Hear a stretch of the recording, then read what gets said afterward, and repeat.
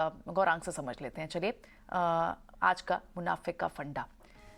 गौरांग, सुप्रभात, बताएं क्या है आज की स्ट्रैटेजी? सुप्रभात आपको भी प्रियंका, और सभी को हमारे तरफ से। आपकी अगर इजाजत हो तो कुछ अर्ज करना चाहूंगा स्टॉक आइडियाज बताने से पहले। बिल्कुल, क्यों बिल्कुल। नहीं। क्या बोला जाता है, इरशाद? बिल्कुल बिल्कुल इरशाद। तो ये चारों तरफ जो मायूसी के बादल छाए हुए हैं, वहां पर कुछ ऐसा फरमाया था गालिब साहब ने, गुजर जाएगा ये दौर भी गालिब, जरा इत्मीनान तो रख, जब खुशी ही नहीं ठहरी तो गम की क्या औकात है।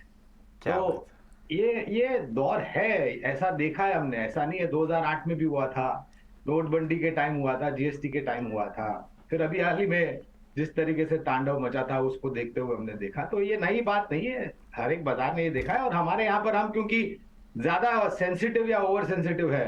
अब एसवीबी को लेकर के एक आपको मजेदार बात सुनाता हूँ। शुक्रवार को ये जब कांड हुआ तो शुक्रवार रात को मुझे फोन आया किसी का, मुझे बता रहे हैं कि शामराव विठल बैंक ने हाथ उठा दिया। अब एसवीबी का मतलब ही नहीं मालूम उनको कि वो सिलिकॉन वैली बैंक है, और ये समझ रहे हैं कि शामराव विठल कोऑपरेटिव बैंक। तो ये एक बात है, मतलब समझदारी से काम लीजिए। विकल्प के रूप में पहले तो हॉस्पिटैलिटी, होटल्स क्षेत्र से जुड़ा हुआ एक बहुत ही सक्षम और मजबूत कॉर्पोरेट आउट से जुड़ा हुआ शेयर है इंडियन होटल्स कंपनी लिमिटेड। इस मैनेजमेंट ने हाल ही में टिप्पणियां करी थी कि आने वाले 2 या 3 सालों में करीबन 30 नई होटलें ये शुरू करेंगे, भारत में भी और बाकी अन्य जगहों पर। तो यहाँ पर खरीदारी की राय है, 360 का लक्ष्य है। और जो भी महामारी को लेकर के तांडव मच रहा था वो भी अब इतिहास हो रहा है, जो कि एक नकारात्मक परिस्थिति बनी थी। तो इंडियन होटल्स एक विकल्प है, और जहां पर कामकाज कर रहा है वहां से नीचे की तरफ के दायरे काफी सीमित लगते हैं।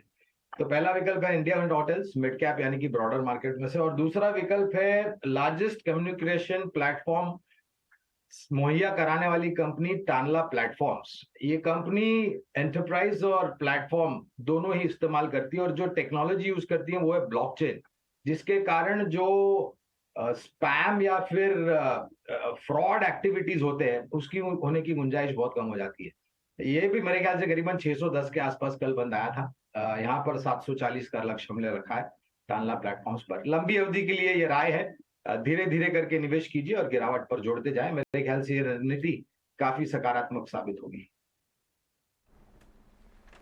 बिल्कुल गौरांग जी, आपने यहाँ पर एक शेयर अर्ज किया और इसी पर मैं एक एडिशन करना चाहूंगी। होप यानी कि उम्मीद, इसका फुल फॉर्म भी ये है, होल्ड ऑन पेन एंड्स।